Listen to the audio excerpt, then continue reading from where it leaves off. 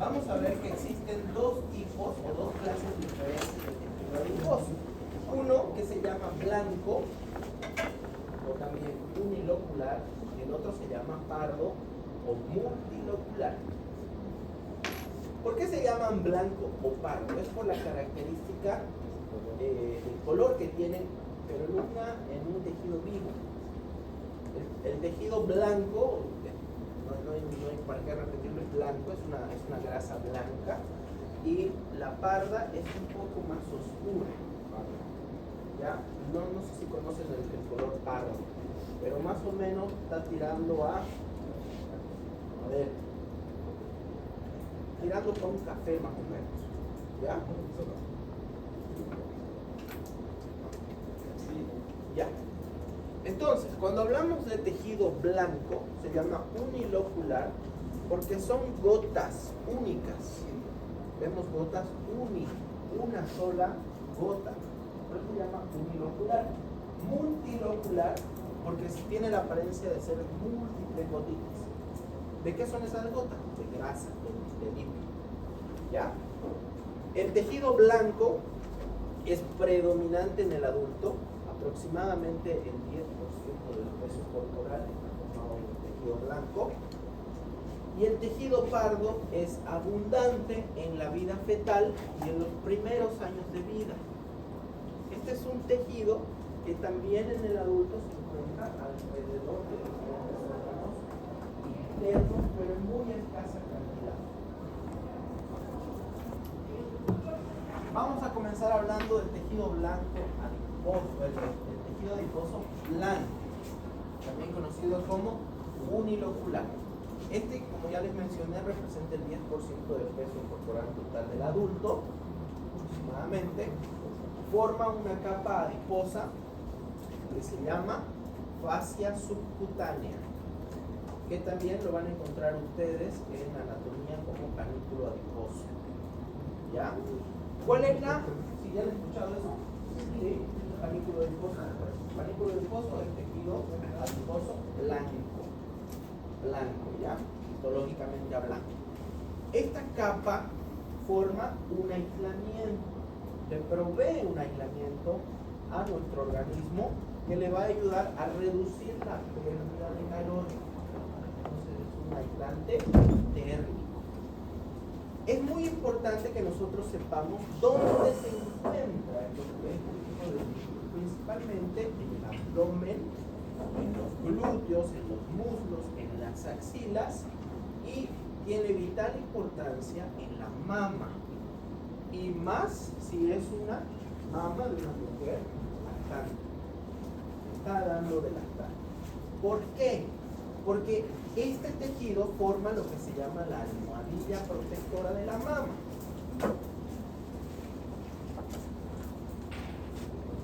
La cola.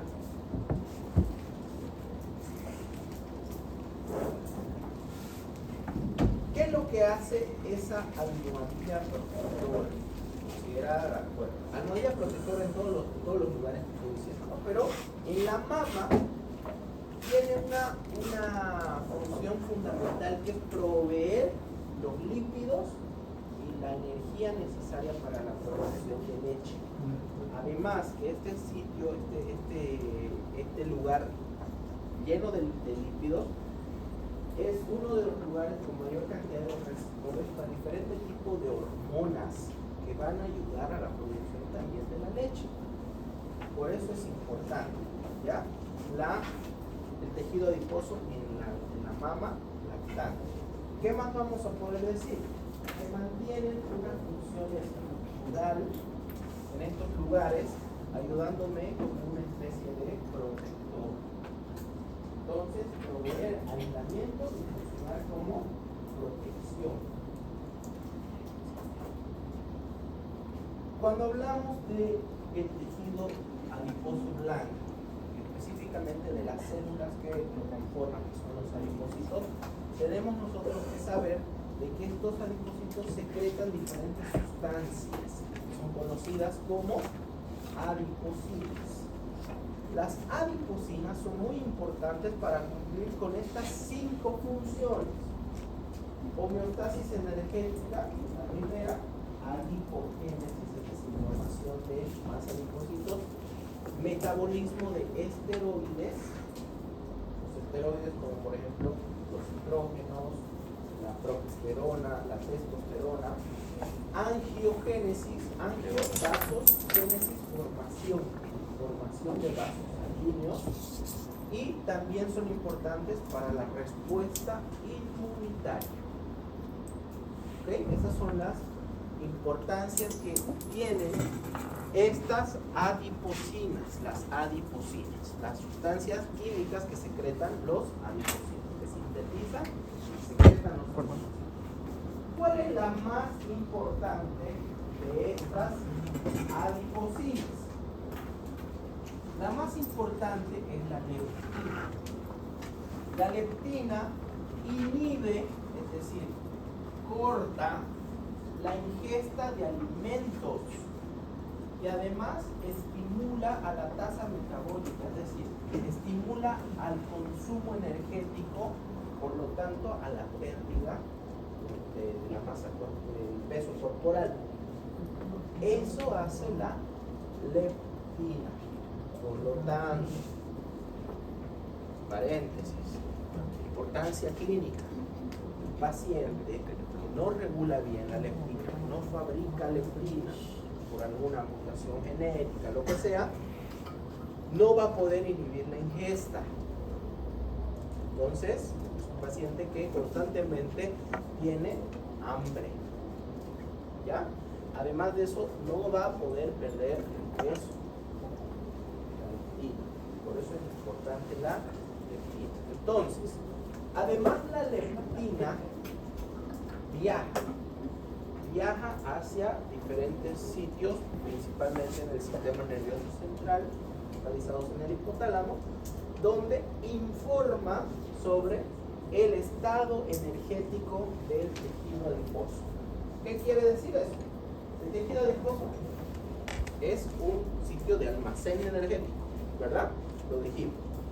La leptina viaja y le informa cómo está nuestra cuenta bancaria de ahorros de grasa.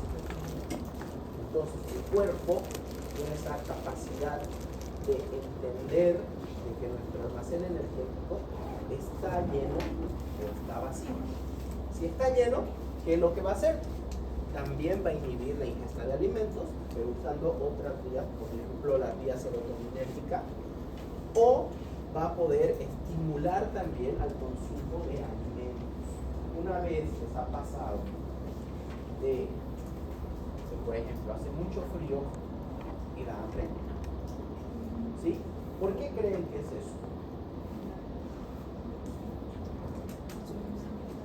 Porque es bonito el clima para comer, dice. Está bonito el clima para aprovecharse y comer. ¿Por qué creen que pasa eso? ¿Por qué? Porque vimos que el tejido adiposo tiene función de termorregulación también. ¿No ve? Entonces, si yo estoy expuesto a condiciones climáticas frías, mi gasto energético para mantener la temperatura corporal es mucho más alto. Y eso me estimula que yo tengo que reponer ese alimento que estoy gastando, esa energía que estoy gastando. Es por eso que cuando hace frío, da más hambre para poder cumplir con estas necesidades metabólicas. ¿Ya? Otras de las adipocinas que se producen en el adipocito, que son importantes, también son la adiponectina, la resistina, los angiotensinógenos, factores de crecimiento tumoral, alfa, beta, factores de necrosis tumoral. Estos son sustancias químicas que van a estimular el crecimiento, o sea, la reproducción celular.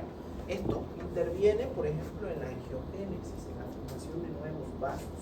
Cuando hay una desregulación de esto de acá puede ser el gatillo para por ejemplo, un cáncer, le ayuda a formar nuevos vasos. Las células cancerígenas necesitan formar vasos sanguíneos para poder vivir. Bueno. un paciente tiene un cáncer y además tiene un buen tejido adiposo, con mayor facilidad va a generar nuevos vasos sanguíneos para alimentar a las células cancerígenas. ¿Ya? Prostaglandinas, es decir, factores que trabajan en la inflamación. Prostaglandinas. Estados proinflamatorios, a mayor cantidad de adipocitos, mayor cantidad de citoquinas de este tipo de sustancias que promueven la inflamación. ¿Ok? Esa es la importancia de las sustancias que se llaman adipocitos. Ahorita vamos a ver algunas más. Este lo puse al revés porque no entraba y me parecía interesante ponérselo así entero, porque es la forma en cómo se van a diferenciar los adipocitos. Tenemos nosotros células madre, dos tipos diferentes de células madre. Una es la célula madre perivascular mesenquimática. Estamos hablando que esto es un derivado, es una especialización de qué tipo de tejido? De tejido conectivo. Entonces, ¿cuál es el tejido conectivo embrionario? El mesenquio. Entonces, estas son células que derivan del mesenquio, del tejido mesenquimatoso, pero se llaman células madre perivasculares mesenquimatosas, es decir, que son perivasculares que están alrededor de los vasos sanguíneos. Estas células perivasculares necesitan una sustancia que es llamada el interruptor maestro. En el caso de la célula madre perivascular va a necesitar un receptor gamma activado por proliferador peroxisómico. Así se llama. ¿Necesitan aprenderlo así? No. El que quiera aprenderlo, bienvenido. Receptor gamma activado por proliferador peroxisomático. Peroxisómico también. ¿Ya? Cualquiera de ellos. Vamos a hablar de un interruptor más. Un interruptor. Que eso va a hacer de que esta célula se convierta en un lipoblasto. Un lipoblasto. Este lipoblasto es un lipoblasto temprano. Doctor, entonces si hay un temprano, hay un intermedio y hay un tardío. Sí, hay lipoblastos tempranos, intermedios y tardíos. Están en diferente estado de crecimiento. Entonces, el lipoblasto temprano, blasto en formación. ¿Ok? Todo lo que sea blasto es una célula que está en formación, en crecimiento. Ustedes son, por ejemplo, blastos. Están en formación. ¿Sí? Y hay incluso canales en YouTube de Nicolás, de crecimiento y demás. Es en formación. Es un médico en formación. Entonces, esto es una célula lipídica, un adipocito, en formación. Pero este está en su estadio temprano. ¿Cuáles son las características de este lipoblasto temprano? Vamos a ver que es una célula fusiforme, incluso tiene la pinta de ser un fibroblasto. No me extrañaría. ¿Por qué? Porque es derivado del tejido conectivo. ¿Cuál es la principal célula del tejido conectivo? Tiene una apariencia muy similar, con la diferencia de que este tiene una membrana que lo recubre y que además tiene pequeñas gotitas de líquido, diminutas, casi imperceptibles. Cuando pasa a el estado de maduración del lipoblasto intermedio, esas gotitas de lípido empiezan a crecer y aparecieran gránulos de lípido. Y esos gránulos simplemente están distribuidos en todo su citoplasma. Cuando evolucionamos hacia un lipoblasto tardío, todas esas gotitas de lípido van a confluir en una sola gota. Es decir, todas las gotitas de lípido se unen para formar una sola gota de lípido. ¿Y qué creen que pasa con el núcleo? Es desplazado hacia la periferia. Y a partir de aquí, el lipoblasto tardío empieza una acumulación de más lípidos. Es la forma en cómo vamos a almacenar grasita. Y eso va a generar un lipocito maduro, conocido como adipocito blanco, que finalmente vamos a encontrar un núcleo aplanado en la periferia, muy poco citoplasma en sí, y el resto es una gota grande lipídica, que es lo que vemos histológicamente. Cuando veamos los tejidos en el microscopio, vamos a ver una gota blanca y en el borde una tinción que es el núcleo, pero es un núcleo alargado, justamente por la presión que genera esta gota de lípido hacia la superficie. ¿De acuerdo? Cuando hablamos de, voy a aprovechar esta lámina, porque creo que además más adelante no se las puse. Cuando hablamos de tejido adiposo pardo, es mucho más sencillo. ¿Por qué? La célula progenitora es esta de aquí, la célula miogénica esquelética. Célula progenitora miogénica esquelética. Esta célula recibe también un activador, un interruptor maestro, que es la proteína 16 PR, así se llama, no necesitan aprenderla. Cuando recibe el estímulo de diferenciación, se convierte en un lipoblasto temprano, al igual que este de acá, pero que tiene una característica circular, con gotitas lipídicas, muy parecido a el lipoblasto temprano, pero no tiene esta forma fusiforme, sino es circular. Y es esto el que va a madurar y se va a diferenciar en una célula mucho más grande que tiene como gránulos de grasa. Y esto le da la apariencia del tejido pardo, el tejido adiposo pardo. No llegan estos granulitos a unirse en una sola gota lipídica, a diferencia del tejido blanco, el tejido adiposo blanco. ¿De acuerdo? ¿Se entiende?